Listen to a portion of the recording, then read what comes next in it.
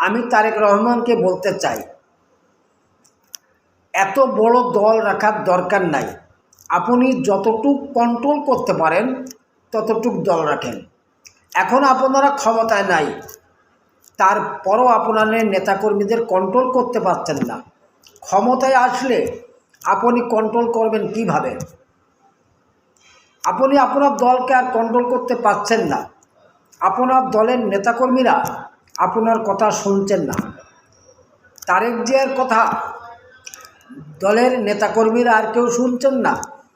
তাই পরামর্শ দিতে চাই, এত বড় দলের দরকার নাই, ছোট পরিসরে দল করেন।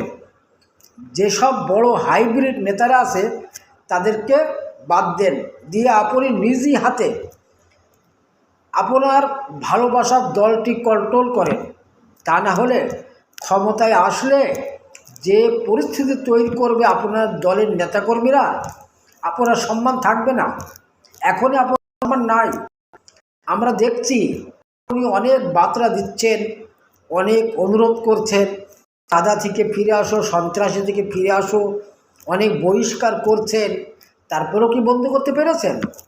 আসলে বন্ধ করতে পারবেন না, কারণ আপনার দলের নেতাকর্মীরা আপনার কথা শুনছে না।